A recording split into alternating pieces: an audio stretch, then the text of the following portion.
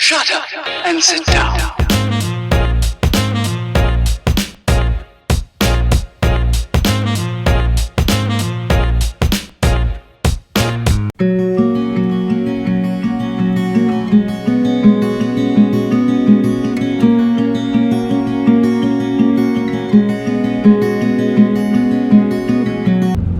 Seriously, Colorado, why are you so beautiful? Why? You don't even look real. Oh my God. I am in love with Colorado. I'm in a long-term relationship with New Mexico, but I will cheat on New Mexico and have an affair with Colorado. Oh my God, it's so pretty. Of course, I'm in the slow lane. Come by, nothing to see. So pretty. Oh my God, I'm just yelling at everything. It's so beautiful. It's so beautiful. Oh my God, I am just in love. It's so pretty. And I wasn't here in the summer last year. I was in here in like the spring and I think in the fall. But yeah, sorry New Mexico, I'm leaving you for Colorado. This is the visitor center. And I think it's open from like 8 to 4:30. And yeah, it's really pretty, very, very hot. We're at about 6,500 feet. And the sun is pretty intense, so always wear a hat or some kind of sun protection. And Prudence is over there, seeing lots of van lifers. I'm getting rig envy, but you know. They also have like 1,000 solar panels that are over there that are powering the park. This is beautiful, look at this. Absolutely pretty.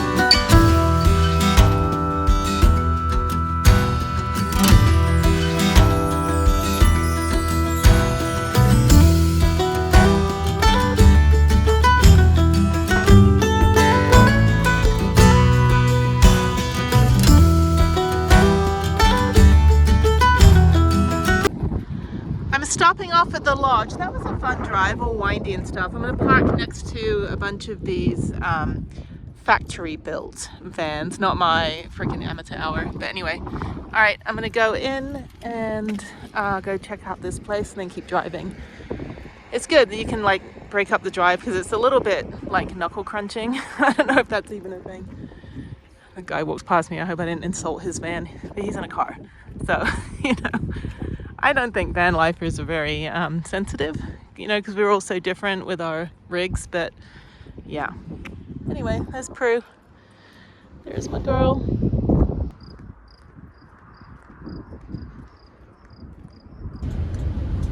So this is interesting, kind of hard to see because I still haven't cleaned the bugs, but all of this over here is all dead, and they have signs periodically throughout the park here in Mesa Verde that are telling you like what the fires were and what years. So this one burned down in 2002, and you can just see like how extensive it is. And to think if you're stuck on this road in the middle of a fire, there is nowhere to run. So don't toss your cigarettes out the window. Don't light fires when you're not supposed to, because you know firefighters have to come in and try to contain this. And it's next to impossible, and you just have to end up letting it burn. And this would be so beautiful and so pretty. But yeah, so there's a bunch of different fires. One was 1996, this one was 2002. And you know, obviously like fires are caused by lightning, that's natural, but it's also caused by human stupidity and ignorance. And by the way, this was 20 years ago that this fire happened in this part of the park, and you know, it's still dead. So that's the impact. You know, you might think, oh, I'm so cool, I'm gonna light a fire. It's like, no, you're gonna just kill the planet, dude. Okay, now I'm at the intersection, and I'm going to do the Cliff Palace loop first at 6 miles, and then I'm gonna come back and do the other loop, the Mesa Top loop, and go to the museum. I think I'll go to the museum first and then come back. So I think that's fine. Let me do that.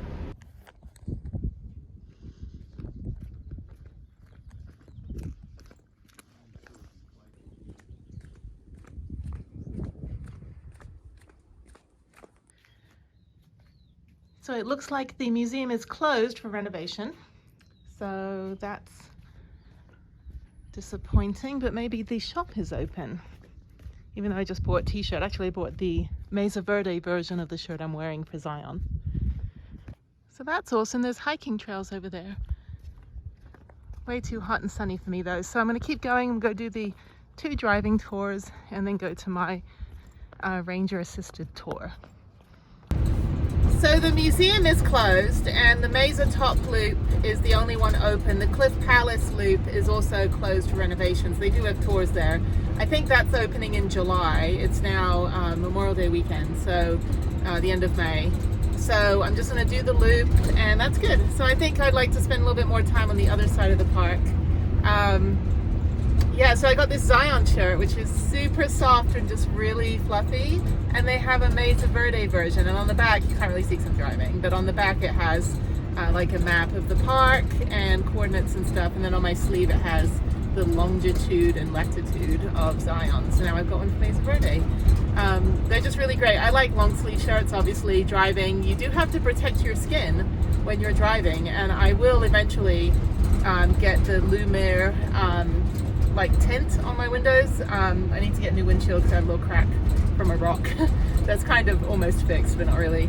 So yeah, so you got to protect your skin, and most of the time I just wear long sleeve shirts when I'm driving because you don't realize the amount of exposure you're getting being in a van. So this is good. It's about 12:30. It's super hot. It's not, it's only 75 degrees, but I'm at almost 9,000 feet. So the sun actually almost burned my leg when I was coming into the park and talking to the ranger, and she's like, it's gonna be so fun today. I'm like, I am melting on my leg right now. So this is really pretty. It's a shame such, you know, devastation from the fires that were happening, you know, 20 years ago and less than that.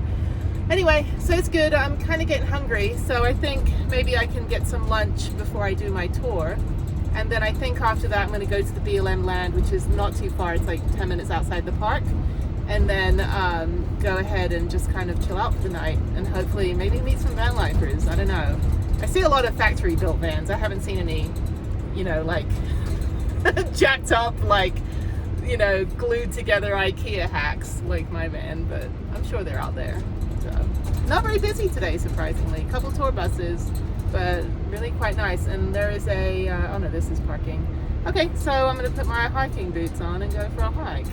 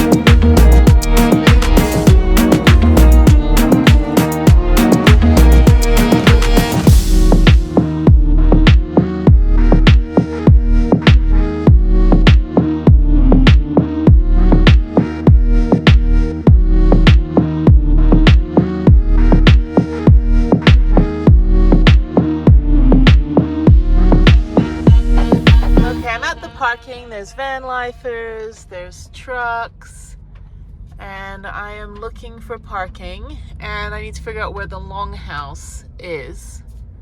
So I think I'm gonna park on the other side where there's some like camper vans. Pretty busy down here. A lot of people are parking down here and riding their bike back, but this is also where the tours are at. So the other ones you just kind of hop around, you know, drive, park, get out, look around. So I think I'm gonna park right here. This looks like a good spot. Okay, I'll figure out where I'm going.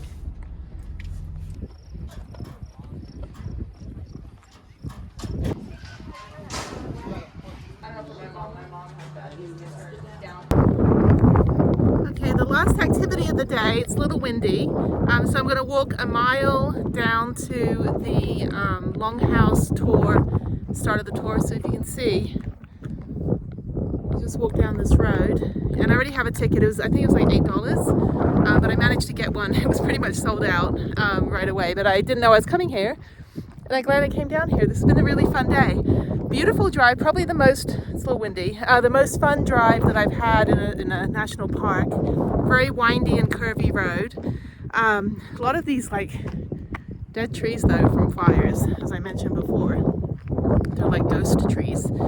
Anyway, so yeah, this should be fun. There's a little like canopy waiting area that I can see in the distance. So I can just sit for about 20 minutes. I've got one snack with me, I've got some water, I've got my little hiking backpack right there. And after this, if I have time, I'm going to do the 6-mile hike, the loop. So try to power walk. I think it's just basically walking on a trail like this. So I don't think it's too strenuous, but I do have my hiking boots on. So yeah, so there we go. I'm actually kind of tired, so I'm glad that I'm staying literally right outside the park on the BLM land. So I got to look that up when I get Wi-Fi, figure out where I'm going, and then I should be done here by 6:30.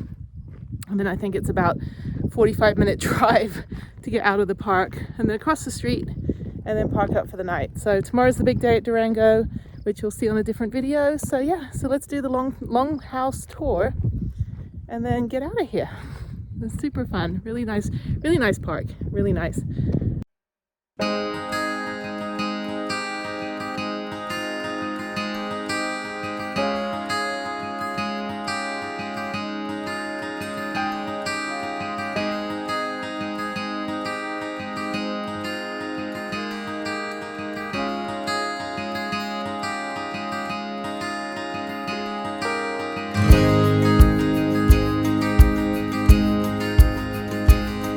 Folks, welcome to Mesa Verde National Park.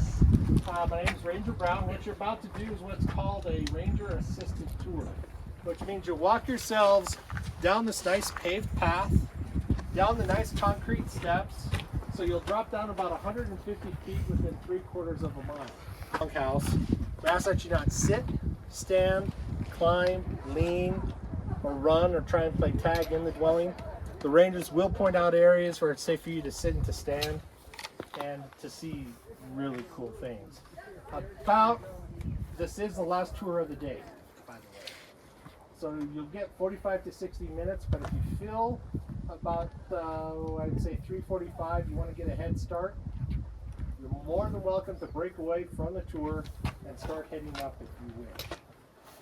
But definitely by 4 o'clock, the other rangers will have you up here in good order.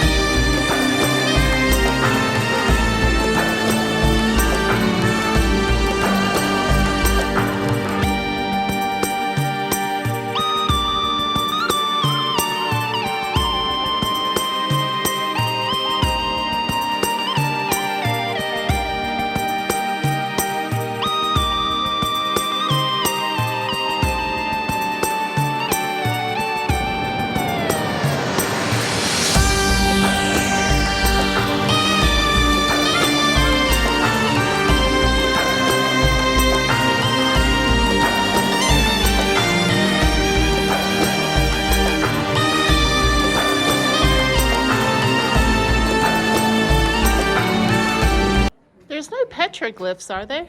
There's a couple pictographs that you passed. There are no petroglyphs here. Yeah, I was in the Fate Bell shelter in Texas, Seminole Canyon, and they had a lot of like stories and things written on the walls. And we do have other areas in the park that have petroglyphs, but this just isn't one of them. Yeah, but we do have a couple pictographs on the wall back here if you wanted them before we get too far. How are y'all doing? Good. Welcome. Happy to be your last tour of the day here. do you see them? Oh, you see them? Now that you mention it. Now we're gonna get through this quick. What did Josh tell you? So when it hits something that it can't go through, like shale, which is that layer, then the water comes out, and then you have a seep spring. So seep springs are amazing when you're living in a desert and you're in a drought and you don't have a lot of rain or snow. And you know, there are some times of the year where this would have yielded more water than others, but it probably always had something. A little something. And did you notice that there's these round cupules that were dug into the rock?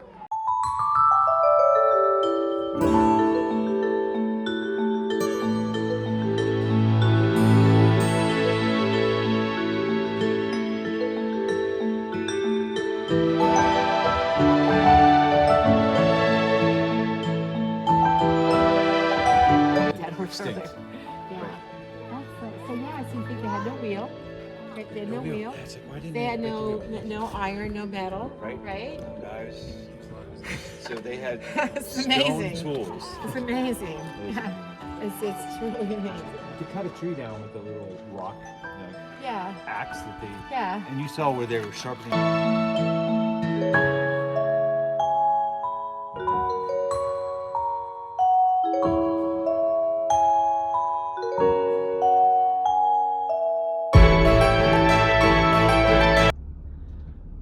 Okay, I'm looking for the BLM land. It's right here on this Mancos Road, Route 6. And there is a rest area a mile that way that I could probably also stay at.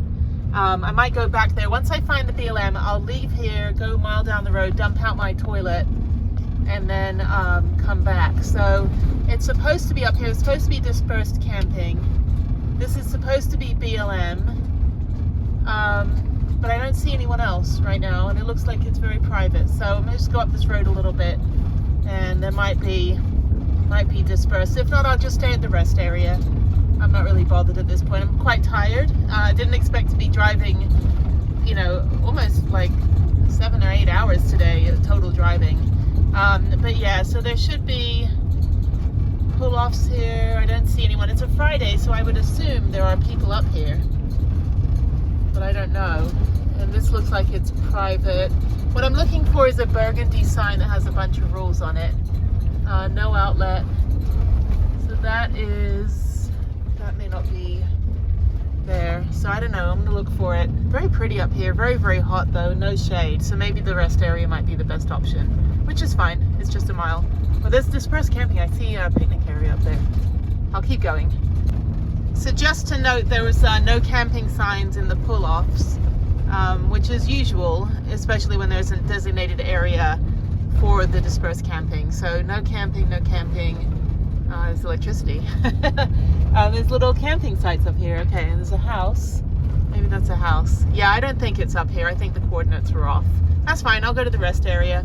I think Colorado, New Mexico, and Texas all have the same, and Utah too. You can sleep at a rest area up to 24 hours. So this is really pretty. Might be a place to buy land. I gotta start looking for land. It's a whole different beast right there. Okay, I think this is public land. Route designated. There is a gate, which scares me. I don't want to be locked in. No camping. Vehicles included. Trailers are limited to the spurs only. So this sounds like this is BLM land. Okay, drown your campfire. Okay, let's go take a look at the rules. I think this is the public land. And look, it's free. Free for me. Free 99. This is my house. And this is my backyard. All right, let me check it out. This gate is closed from December 1st through April 30th, okay. And this is the, looks like BLM. It's got a brown sign, the brown or burgundy, no camping. Yes, yes, woo! That is it, 14-day limit camping. This is public land. Okay, anyone who says, you know, oh, why do you do van life? Because this is what I get to wake up to, staying here for free in my house. That is my house. This is where I'm staying, and this is my view. So I am going to do it. Let's see what our camping rules are. Okay, we are good. 14-day limit. Holy crap, so happy. So I just made it easy. I did see another guy up there in a van as well. He said, nope, it's free, just take it. So this is my camping spot. This is my view. And I'm hungry, so I'm gonna open my door and I'm just gonna relax now. And I think I have Wi-Fi. Yes, I have Wi-Fi and I have my booster. So I'm going to make some dinner. And that's it for Mesa Verde. So fun. Tomorrow, Durango train, baby. So happy. This is really cool. I'll give you a quick tour. Actually, let's go do a quick tour. Hang on. Let me show you where I'm staying. So this is my free camping spot. There is one guy up there, so that's fine. The main road is literally like right there. There's another car coming up. So I'm gonna stay here tonight. And there's this guy, he's gonna blow dust all over me. Looks like a Texan, I'm just kidding. So yeah. A big old dog in the back. Oh my God, I've got dust in my eye. All right, so this is home for the night. Good night, everybody, and see you in Durango on the next episode.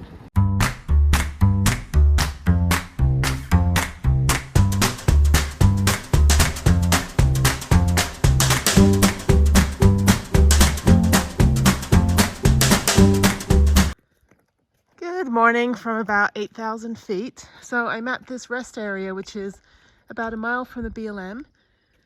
And this is interesting because I go over here since I have this porta potty and it's only number 1. And there's cameras right there. And as I go over here, it says, it's got a picture of me. It's basically, you're not allowed to dispose of your porta potty because they have cameras and 24-hour surveillance. So yeah, so that's the that's on all the bathrooms. So I'm not going to do anything here. I'm just going to turn around and walk away. But just to let you know, I guess, you know, someone's got to ruin it for everyone else. I guess somebody tried to dump like a bunch of stuff in here, and these are pretty much not like proper sewage systems since we're in the mountains. So anyway, not going to take a chance, not going to break the law. So I'm just going to go find somewhere else to dump out my toilet instead.